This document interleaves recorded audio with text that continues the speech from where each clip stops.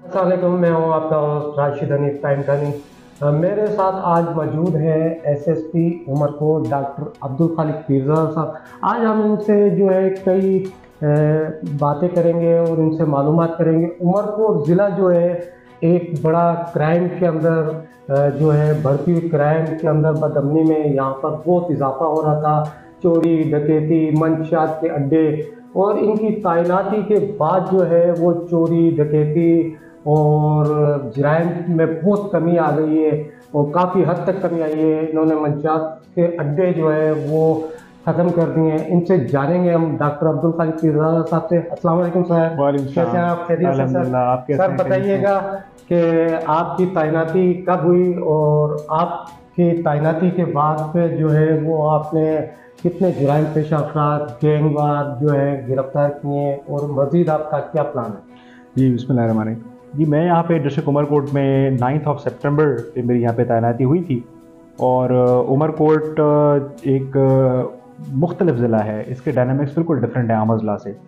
Umarkot is the only district of Pakistan जिसमें non Muslim majority पाई जाती है। तो यहाँ पे अगर हम किसी नॉन मुस्लिम को मुखातिब करते हैं तो उसको हम माइनॉरिटी नहीं कह सकते, they are actually in majority over here. यहाँ के डायनामिक्स डिफरेंट थे, यहाँ का क्राइम का पैटर्न डिफरेंट था, चैलेंजेस डिफरेंट थे। लेकिन जब भी कोई अफसर किसी नई जगह पे जाता है तो ज़ाहिर एक विजन लेके जाता है, एक इरादा लेके जाता है, जज्बा लेके जाता है।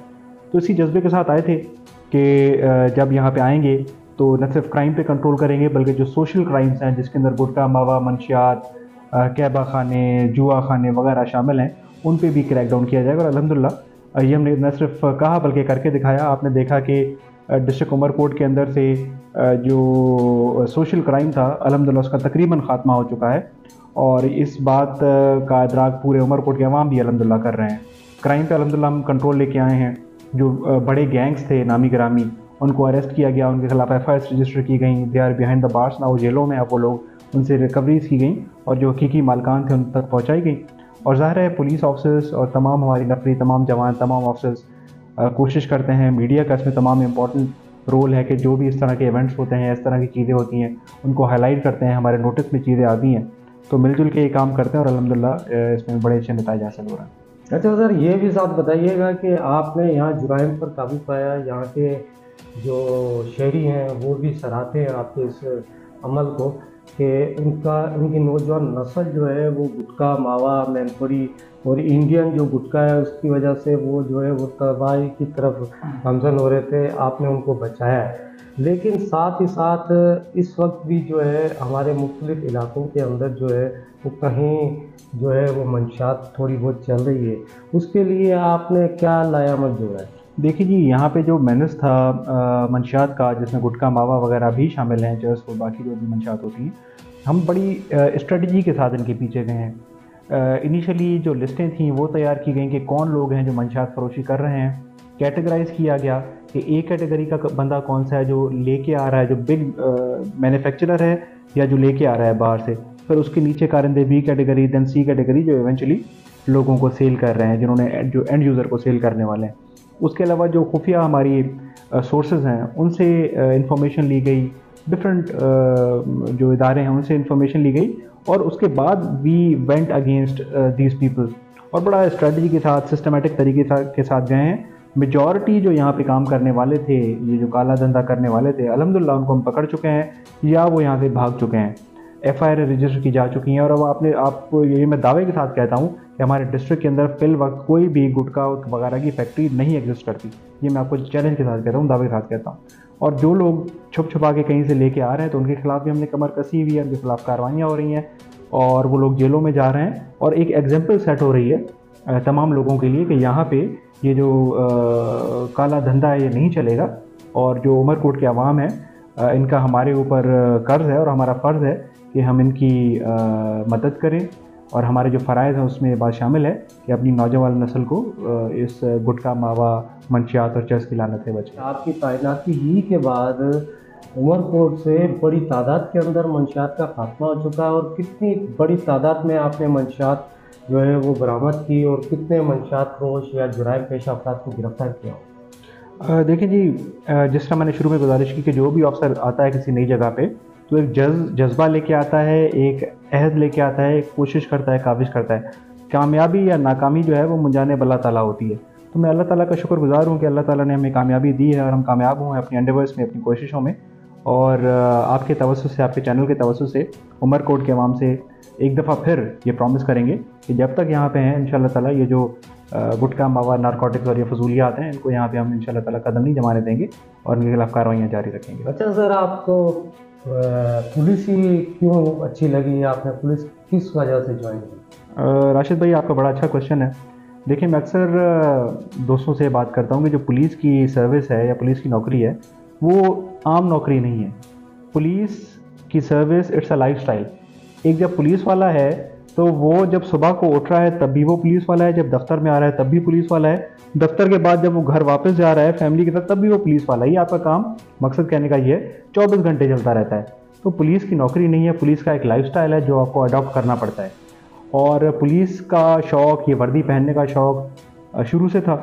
और जब हमने अपनी प्रिपरेशन स्टार्ट की, मुकाबले के इम्तिहान की, तो बहुत सारे नौजवानों की तरह हमारी भी ये ख्वाहिश थी कि एक दिन ये वर्दी पहनेंगे। और माँ बाप की दुआएं थीं कि अल्लाह ताला वो दिन लेके आए कि हमने ये वर्दी पहनी और अल्हम्दुलिल्लाह आज एक डिस्ट्रिक्ट को कमांड कर रहे हैं। अच्छा सर, आप कच्चे के इलाके के रहने वाले हैं, कच्चे के डाकुओं का सामना भी करना पड़ा होगा, क्या कहेंगे? देखिए जी, हमारा जो आबाई गांव है वो छोटा सा गांव है और कच्चे के बिल्कुल नज़दीक है। और कच्चा एक ज़माने में कुछ और हुआ करता था, आज कुछ और हो गया। बेसिकली कच्चे का मकसद क्या है? कच्चे का मकसद वो ज़मीन है जो कि दरिया के पेट में पाई जाती है। उमूमी तौर पे वहाँ पे पानी नहीं बह रहा होता, जब पानी का लेवल बढ़ जाता है तो वहाँ पे फिर पानी बहने लग जाता है, वो ज़मीन ज़ेर आब आ जाती है। उसको बेसिकली हम कच्चा या रिवराइन एरिया कह रहे होते हैं। लेकिन अनफॉर्चुनेटली कच्चे के एरिया को मंसूब कर दिया गया है डाकुओं के साथ और डकैती के साथ, और ये बड़े अफसोस की बात है। लेकिन मैं पुरुमीद हूँ और मुझे इस बात की खुशी है कि रिसेंट डेज़ में जो ऑपरेशन स्टार्ट हुआ है against the dacoits in the कच्चा एरिया, उसमें बड़ी अल्लाह ताला ने पुलिस को कामयाबियाँ दी हैं। जो बड़े बड़े नामी ग्रामीण डाकू थे, दाड़ेल थे, उनको अरेस्ट किया गया है, कुछ पुलिस इनकाउंटर्स में मारे गए हैं और ऐसा ऐसा चीज़ें बेहतरी की तरफ जा रही हैं। और मैं समझता हूँ कि अगर पुलिस और आवाम एक पेज पे हों तो इस तरह के जो बुरे अनासर हैं वो हमसे ज़्यादा ताकतवर नहीं है। और अल्लाह ने जब हमको ये वर्दी दी है तो उसके साथ साथ हिम्मत और ताकत भी दी है। हम इनका मुकाबला कर रहे हैं और इंशाअल्लाह ताला आखिरी दम तक करते रहेंगे। अच्छा सर, तैनाती के बाद से आप कितने ज़िलों के ऊपर SSP की आपने जो है वो सर अंजाम दिया? देखिए जी, मैंने अपनी सर्विस का जो आगाज़ किया था that was from Punjab. Punjab में मुख्तलिफ यूटीशिप मैंने पहले वहाँ पे की। दिन मुख्तलिफ अजला में मैं sub divisional police officer, ASP, SDPO रहा। उसके बाद हमारी एक FC की पोस्टिंग थी, 1 साल तकरीबन मैंने फ्रंटियर कंस्टेबलरी में गुजारा। और दैन अगेन मैं कराची में रहा मुख्तलिफ डिवीजन्स में एज डिविजनल SP। और उसके बाद इससे पहले मैंने डिस्ट्रिक्ट दादू की मैं कमांड कर रहा था, वहाँ पे ऑलमोस्ट 11 मंथ्स में वहाँ पे रहा। और अब मैं आपके सामने डिस्ट्रिक्ट उमरकोट में अपने फ़राइज़ सर थ्रेड तो आई होंगे? देखिए जी, हमारी जो जिस तरह मैंने शुरू में कहा कि पुलिस की नौकरी नहीं एक लाइफस्टाइल है। जब आप जराइम पेशा अनासर के ख़िलाफ़ जाते हैं, जब आप उनको नुकसान पहुंचाते हैं, जब आप उनका पीछा करते हैं, तो ज़ाहिर है वो आपको डराते भी हैं, धमकाते भी हैं, आपको ज़ेर करने की कोशिश भी करते हैं।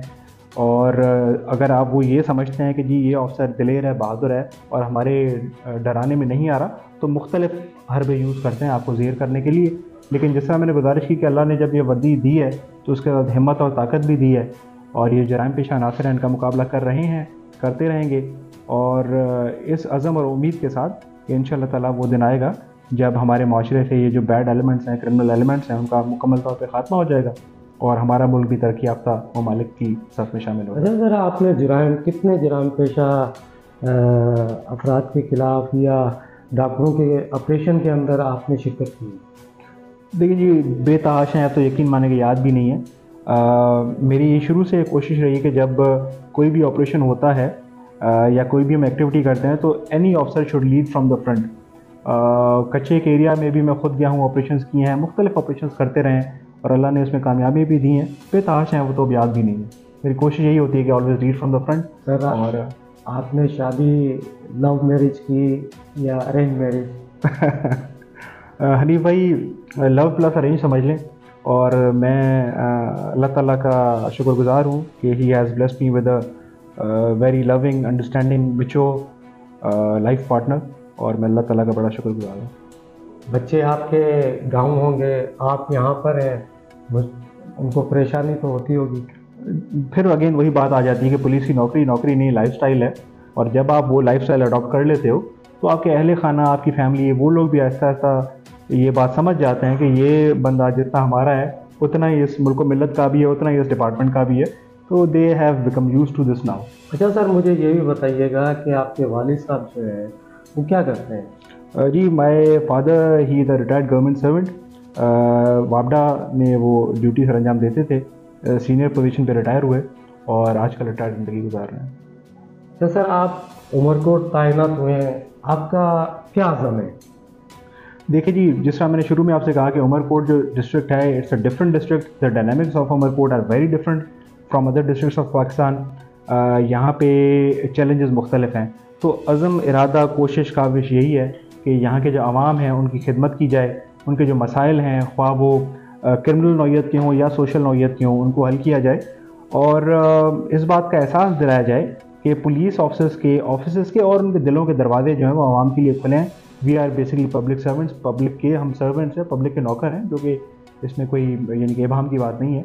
और यही कोशिश है कि जब यहाँ से जाएँ, ज़ाहिर ट्रांसफ़र पोस्टिंग तो एक दिन होनी होती है, कोई भी अफसर सारी ज़िंदगी एक सीट पे नहीं होता। तो जब यहाँ से जाएँ तो लोग याद करें और दुआओं में अपनी हमें याद रखें।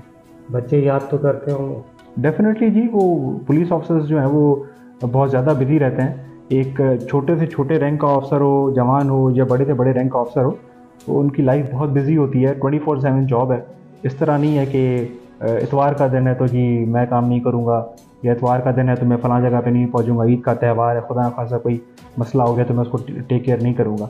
और 24/7 you are on the job. भाभी का गिल्ला शिकवा? वो चीज़ें तो चलती रहती हैं, लेकिन अब आदत पड़ गई है उनको भी। अच्छा सर, आखिर में मैं ये पूछूंगा कि आपसे कि आपने यहाँ तैनाती आपकी हुई है, अब मज़ीद यहाँ पर जो जराइम में जो लोग मुलव्वस हैं और जो रूपोशी की रूपोश है अफराद, उनके खिलाफ़ भी आपने क्रेक डाउन किया था और आपकी मुहिम भी जारी है इस वक्त भी। लेकिन कई इलाकों के अंदर गाड़ियों मोटरसाइकिल चोरी की वारदातें अब भी हो रही हैं और उसके अंदर कहा जाता है कि पुलिस की कुछ काली भैड़ें भी मुलव्वस हैं, तो आप उसके बारे में क्या कहेंगे? देखिए जी, हमें इस बारे में बिल्कुल क्लियर होना चाहिए और इसमें कोई दो राय कम से कम मेरे जहन में तो नहीं है कि हमारा जो महकमा है बड़ा अजीम महकमा है, इट्स अ नोबल प्रोफेशन। जब कोई बंदा किसी मुसीबत में होता है तो सबसे पहले खुदा के बाद पुलिस को याद करता है, और पुलिस ही ज़ाहिर है it's a first line of defence, first responders जो कि जाते हैं और लोगों की मदद करते हैं। हमारे महकमे में बेतहाशा अनगिनत अजीम शहदा इस महकमे का हिस्सा रहे हैं, जिन्होंने अपनी ज़िंदगी का नजराना पेश किया मुल्क कौम की खिदमत की खातिर, जान माल व इज़्ज़त की खातिर। इसमें ज़रूर कुछ काली भेड़ें भी हैं और उनके लिए हमारे पास कोई जगह नहीं है। जो बंदा किसी क्रिमिनल काम में इन्वॉल्व है या क्राइम को पेट्रोनाइज़ कर रहा है, तो हमने पहले भी उनके खिलाफ़ एक्शंस लिए हैं, आइंदा भी लेते रहेंगे। और किसी भी जगह पे, ख्वाह वो पुलिस का महकमा हो, आप माशरे की इन जनरल बात कर लें या किसी भी एक डिपार्टमेंट की बात कर लें, पाँचों उंगलियां कभी बराबर नहीं होती और पाँचों उंगलियों को बराबर समझना भी नहीं चाहिए। जो लोग अच्छा काम कर रहे हैं सर आँखों पे, उनको सराहना चाहिए, और जो लोग बुरा काम कर रहे हैं तो उनको ज़ाहिर है करार वाक़ई सज़ा भी मिलनी चाहिए, जो कि पुलिस डिपार्टमेंट में बहुत ज़्यादा मिलती भी है। और टॉलरेंस लेवल जो है हमारा वो बहुत कम है इस चीज़ को लेकर। शुक्रिया जी। आपने एसएसपी डॉक्टर अब्दुल खालिक पीरज़ादा साहब की बातें सुनी, और डॉक्टर अब्दुल खालिक पीरज़ादा की तैनाती के बाद कोई शक की बात नहीं है कि उमरकोट ज़िला से जराइम पेशा अफराद जो है वो ज़मीन बोस हो चुके हैं, यहाँ से भाग चुके हैं। मंशियात फरोशों के अड्डे जो थे वो इन्होंने मिसफार कर दिए, वहाँ बिल्डोज़र फेंक दिए, क्रेनें वहाँ लगा दी गई।